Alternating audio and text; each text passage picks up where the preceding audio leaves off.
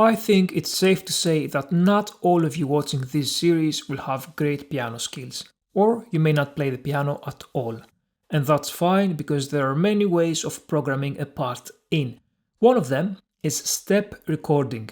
So essentially, we use a dedicated keyboard to select the notes and their length. And whatever we play is recorded as MIDI data. So let's look at it. So let's load up Alchemy. And let's go for a bass sound. Actually, let's not do a bass, because I always go for a bass sound and people watching from their phones sometimes can't hear it. So let's go with keys. Oh no, this, I like the name of that. That will do. And then go to Window and all the way down to Show Step Input Keyboard. That will bring up this keyboard, which unlike the previous ones, you can't control it with your MIDI keyboard. You use your mouse to input the MIDI data. So let's start from the left. When this is selected, we can input chords. By chords, I mean more than one note at the same time. Next to that, I can select the note length, anything from whole notes to 64th notes. Here I can add a dot to my note. So for those of you that do not know music theory, a dot adds half of the note's length. So if I add a note to my quarter note, its length will be a quarter note and an eighth note. Next to that, we can create triplets. A triplet group of 3 notes whose rhythmic value will depend on the note length selected. So if you want 8th note triplets, you simply select the 3, the triplet, and the 8th notes. If you want quarter note triplets, you get the idea. Next to that, if you hover your mouse above the button, it says sustain inserted notes. Do not confuse it with the sustain pedal. What it does is to lengthen the note by the selected length value. And next to that, we get the dynamics. And these are written with the Italian names. So if you had theory lessons, you will recognize this. If not, think of it as the velocity of the MIDI note.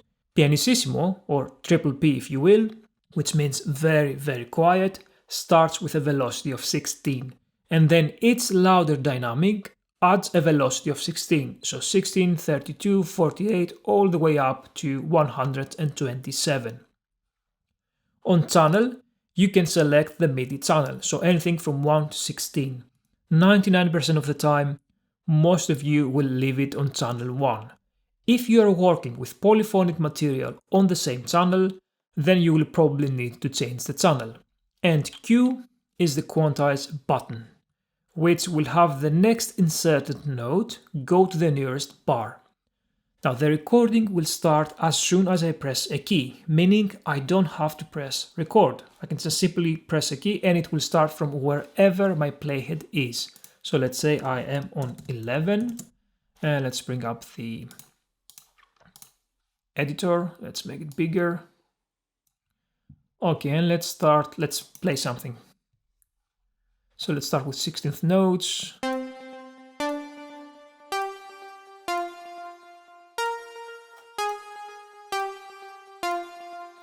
Let's go to quarter notes. Let's jump an octave. Let's change the velocity. Let's do a triplet. Let's do 8th note triplets.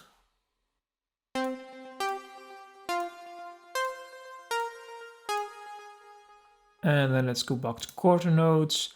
Let's add a C, and actually let's extend that. I don't want a triplet, so let's extend it.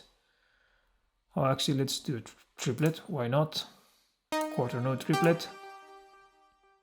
Okay, then let's go with, what do I want to do? Let's go quarter note. Let's hit that and let's extend it. So I want to extend it by an 8th note, and just look at this note here. It extends it by another 8th note. And actually let's do a chord as well. So let's do a C minor 7. And let's extend that by a quarter note and a half note, so we can reach the whole bar. And let's have a listen Oh yes, and another annoying thing is that when the step input keyboard is selected, then the spacebar will not start and stop playback. It will simply move the playhead forward by the selected note length. So right now it's on 8th notes, so when I press the spacebar, the playhead will move by an 8th note. Right, so let's go to 11 and then let's press play.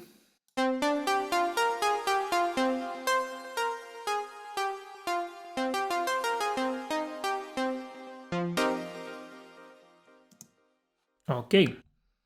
Also, I want to show you that there is a keyboard shortcut for every button of the step input keyboard. If you're one of those that want to use it like that, so open the key command, so Option and K, then go all the way down and then go up. It's easier to find it like that. And it says step input keyboard, so everything is here. So if you want to change some of the key commands and use it as a power user. Oh, I haven't showed you what the Q does. Let's actually look at that now. So let's say I do not have my playhead exactly on the bar. So when I press space now, it will maintain the offset. As you can see, it's not straight on the bar. When I press space and press the Q, it will go straight to the bar. Okay, that's what the Q does.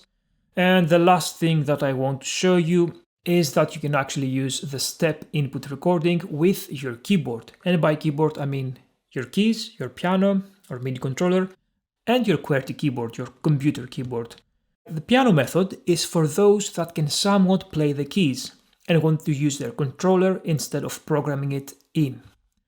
So let's try that. In the piano roll, actually let's go here, let's go to 20. In the piano roll, click on this little button here. That enables the MIDI In function. So when that is enabled, I can enter notes in the piano roll by pressing any key on my keyboard. And by keyboard, as I said, I mean both my piano keys and my computer keyboard. So here's how it works. You place it wherever you want. Let's go with bar 20. And then you simply press a key. Sometimes it doesn't work. Sometimes it works. If it doesn't work, right click, select create a note, and then every note you press on your key after that will work. So I can insert notes simply by pressing on my keys or chords. And I can change the note length from here. So quarter notes, half notes, whole notes,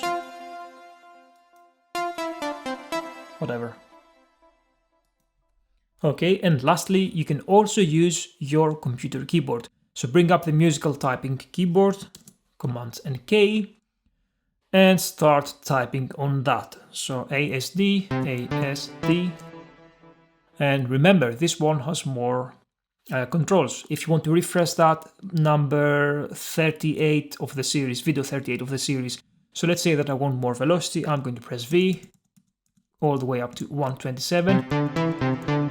Let's take it down. And let's bring up an octave. Let's go down 2 octaves. You get the idea. And you can also change the parameters here. So let's say that I want 16th notes, half notes, whole notes. You get the idea.